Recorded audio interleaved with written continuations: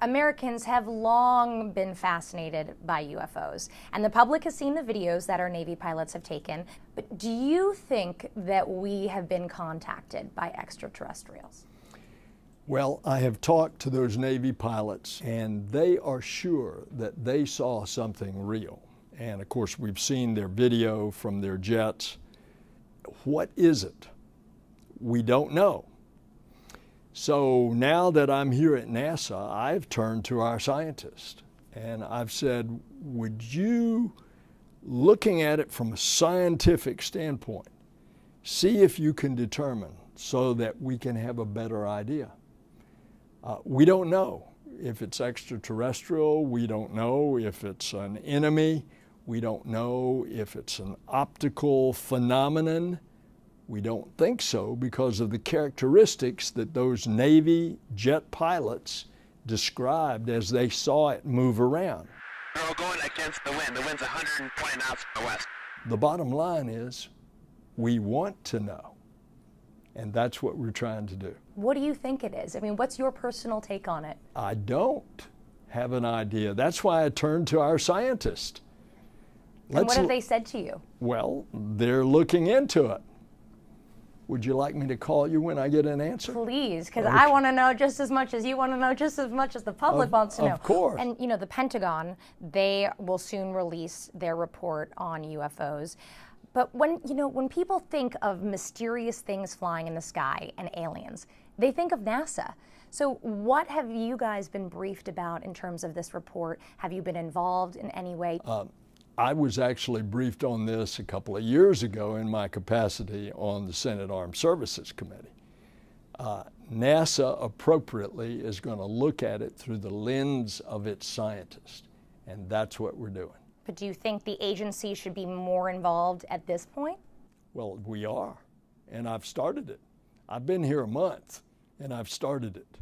And are you guys working with the Pentagon then on that report? We are not directly working with them, but I can guarantee you if we find something, the Pentagon will want to know. It's rotating.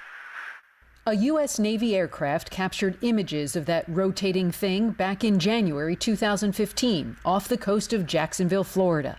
Well, look on the ASA. My gosh. They're all going against the wind. The wind's 120 knots from the west. Look at that thing, dude. Also in 2015, just a few weeks later, this happened. Watch as a Navy aircrew struggles to lock onto a mysterious, fast-moving object off the Atlantic coast. Oh, got it! Woohoo! Roger. They're troubleshooting. Oh my gosh, dude. Wow. Look at the fly. Former Navy fighter pilot Alex Dietrich told Anderson Cooper about spotting a strange flying object in the sky back in November 2004 off the coast of San Diego. Enter stage left, the tic-tac, and that's what we affectionately refer to it as, because that's what it looked like. It was about the size of an aircraft fuselage. It was white, it was in sort of a matte finish, just like a tic-tac. And it behaved in a way that we were surprised, unnerved. It accelerated, or it almost didn't accelerate, right? It sort of jumped from spot to spot and tumbled around in a way that was unpredictable. Former Navy Commander David Fravor was on the training mission with Dietrich and remembers how the object quickly maneuvered. Like a ping pong ball bouncing off a wall, the ability to hover over the water and then start a vertical climb from basically zero up towards about 12,000 feet and then accelerate in less than 2 seconds and disappear is something I had never seen in my life. So what was it? The government won't say or maybe doesn't know. For decades, the Pentagon's research into these close encounters has been kept under wraps, along with the images and a now defunct $22 million program designed to investigate UFOs. So what are we to believe about moments like this? Whoa, it's getting close. Whoa, it splashed. Members of the U.S. Navy captured that footage of an unidentified flying object spotted off the coast of California in July 2019, just before it vanished into the ocean. And with so few answers, extraterrestrials have become a favorite subject for conspiracy theorists, with much of the focus on a highly classified U.S. Air Force testing facility in Nevada, known as Area 51. Bob Lazar is the conspiracy theorist and former physicist who says he worked at the secretive government research site, Area 51. He says he was hired to reverse engineer a flying saucer buried there. This came from somewhere else. I mean, as bizarre as that is to believe, but I mean, it's there. I saw it. Others have bought into his claims that the U.S. government buried extraterrestrial technology at Area 51. It looks like sand. It's made to look like the side of the mountain that it's in, whether it's to disguise it from satellite photographs.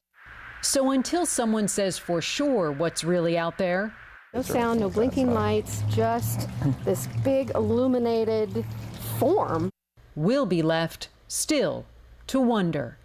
Randy Kay, CNN, Miami.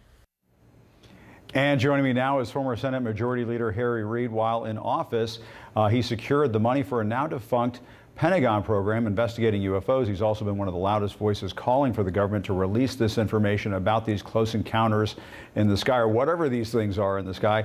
So, Senator, let me ask you this. This report apparently says there's no evidence that these objects were alien spacecraft, but they're not ruling it out either. Were you hoping for more from this report? I know I was. Well, I really had a preliminary run of what they were going to come up with, and it wasn't going to be much. That isn't much. My take on this is that they should continue the research on this. It shouldn't be a one and done. I believe that one of the things I did that I'm glad I did, I made a decision because of my curiosity that I thought we should find out what, if anything, there was to these UFOs. And that's when I went to Stevens from Alaska and in away from Hawaii, and said, I told him what I wanted to do. I wanted to spend some money to corroborate what they were trying to find out. And Stevens said immediately, he said, good, I want to do this. He said, there was a pilot in World War II, and there was something was in the air off to my left. I would go up, down, around, got low on fuel, came back down, landed. I asked air traffic what that was. He said, we didn't see anything.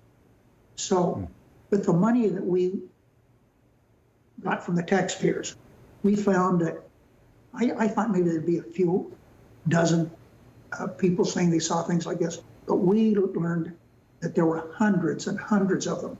And so even though my staff said, stay the hell away from this, I was something I was bound and determined to do. They said it would hurt me, my re-elections. Didn't hurt me that much. I got re-elected. So I think it's a good thing for the country. It's a good thing for the world. And the American people can accept the truth. Whatever is the truth. We need to be transparent in everything we're doing in the government. Let the American people know what we're doing scientifically and otherwise. And Senator, I have to ask you, because I know the folks at home will want me to ask this question. Do you believe that these UFOs are alien spacecraft? And is the government trying to cover it up? You were the Senate Majority Leader, Senator, for a long time here in Washington. What can you tell us about both of those questions? Do you think they exist, and is the government covering this up? I do not know what they are. Yeah, I don't know what they are. No one does, to my knowledge, at this time. But that's why I say this task force that's going to report later this month should continue. We're not going to solve all the questions we have in a few weeks. We need to continue working on it.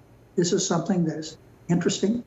It's important to the country, and it could be important to the world.